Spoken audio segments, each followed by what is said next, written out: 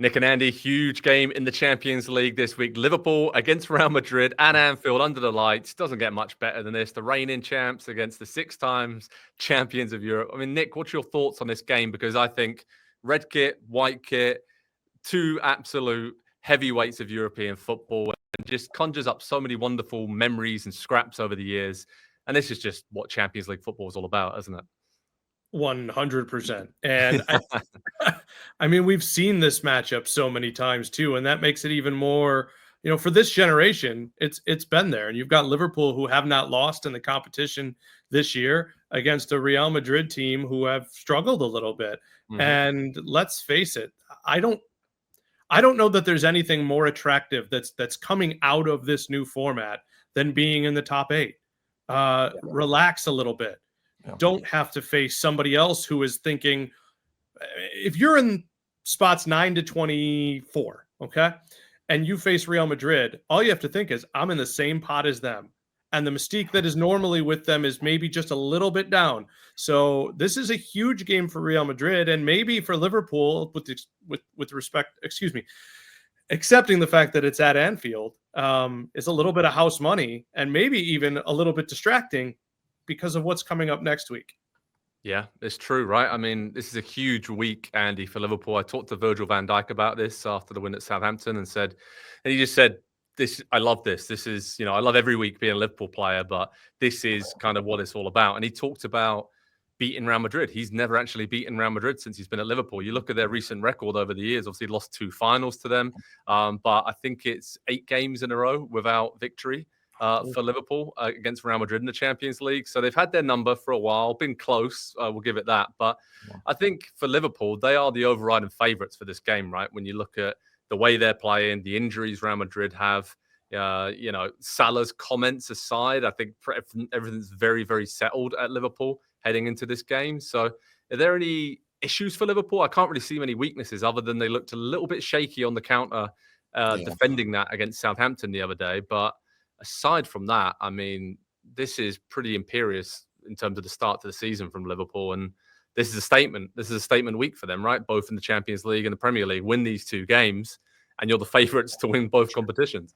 Yeah, it's interesting because what's on paper, what's on the table, what's on the results doesn't exactly match up with what the eyes, or my eyes at least, I'll say, are seeing from them right now. They look good. They look strong, but they don't look dominant. And I think we are used to, and maybe we won't have a dominant champion this year, but we are used to, I think, the last, even outside of City's run, seeing a dominant team in the Premier League. And maybe there just won't be one this year. They do have issues. They are, as you say, Joe, susceptible on the counterattack. And I think we knew that going into the season when they didn't sign a defensive midfielder. They went into the season with Ryan Gravenberch as that guy, and that's fine. Very good in possession, and that has added to everything else that they do and gives them more control. We've talked about this.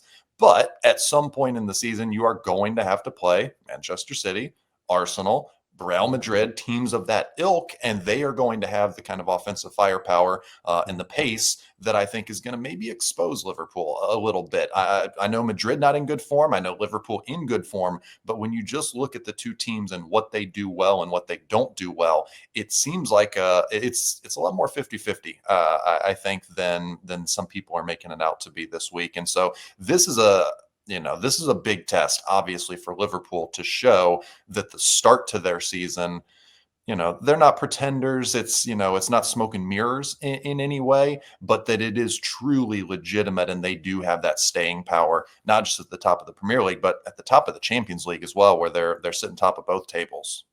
Nick, Real Madrid, they've had issues this season. They're second in La Liga, but injuries are piling up defensively. Militao, Carvajal, Alaba's still out.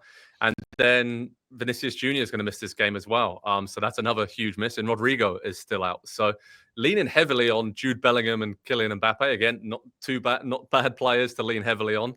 And they're used to the big game moments and delivering. But kind of there for the taking, right? Carlo Ancelotti's side. Because as you mentioned, they've struggled in the Champions League so far. They're the reigning champs. They always find a way. But just defensively, don't look anywhere near as resolute as they have done in recent seasons. And this is a huge moment for them, it feels, to decide what kind of direction their season's going to go in, and if they're feeling a little bit sorry for themselves with all these injuries piling up. Yeah, that's the one thing that we haven't seen under a lot of Carlo Ancelotti teams, but certainly there may be a mentality issue here, because I just think back to the Clasico and how it looked. It fell apart for them pretty quickly. Yeah. And they started bright, they looked frustrated, they look as if their expectation that they're going to score, that they can't fathom when it doesn't happen. And I would go this far. When you're a very good team, you usually have a unicorn. Sometimes you have two. Maybe that's Salah and Trent Alexander-Arnold. Well, with Vinicius Jr. and Danny Carvajal out, that's the same side of the field that's going to be attacked by Salah and Alexander-Arnold. And I think that gives Liverpool a distinct edge, because from the Real Madrid perspective, you have to plan for that. You have to think more than how are we going to do this? It's how are we going to do this against them without these two guys? And so a real challenge for them, by the way, at Anfield. And the club arguably treats the Champions League like paradise itself. It is the priority. Yeah, no, it's very true. And I think Real Madrid obviously going to sit back, Andy. They're going to just soak up pressure. Yeah. I wouldn't be surprised if Modric comes into the starting lineup, because, again, they've got other injuries with Tchouaméni being out in midfield.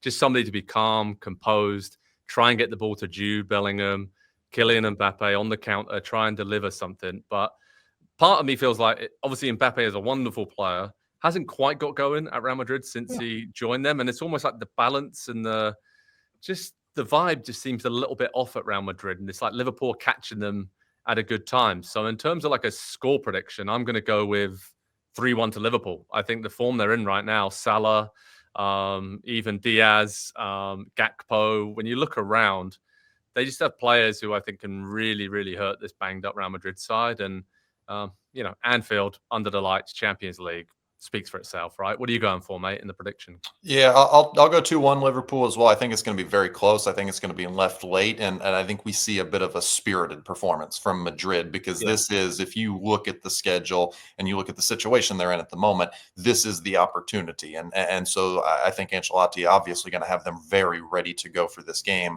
understanding that a result or a victory, potentially even here in this game, could be the thing that really starts their season. And I don't think anybody wants that. No, definitely not. Nick, what are you going with, mate? I'm struggling here. Part of me wants to say a 1-1 draw, because of that desperation Real Madrid has, because Liverpool's top of the table and they're going to finish in the top 8, in my opinion, and they've got Man City at the weekend. True. Great point. So I'm still going to say 2-1 Liverpool. I just I think it's set up for them because of that left side. I'm sorry, their right side versus Real Madrid's left side, I think is going to be a big difference maker. But listen, the one thing I'll say, I'm making that prediction 2-1. Mbappe's going to have a moment soon. He's going to have that moment that reminds everybody he's at Real Madrid, that reminds everybody that, as much as we love Valverde and Bellingham and Vinicius, that it's his show. Either that or he's going to end up at Real Madrid for like a year. So I would bet on him figuring it out. Maybe that'll be this week at Anfield. Yeah.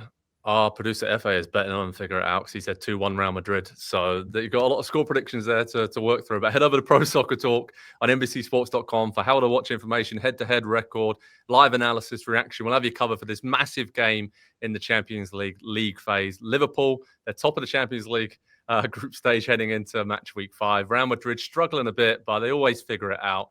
And this is going to be a classic encounter under the lights at Anfield. Hi there, I'm Rebecca Lowe, studio host of NBC's coverage of the Premier League. Don't forget to hit subscribe to watch more videos all season long. And if you want even more Premier League content, from original series to live matches, head over to Peacock.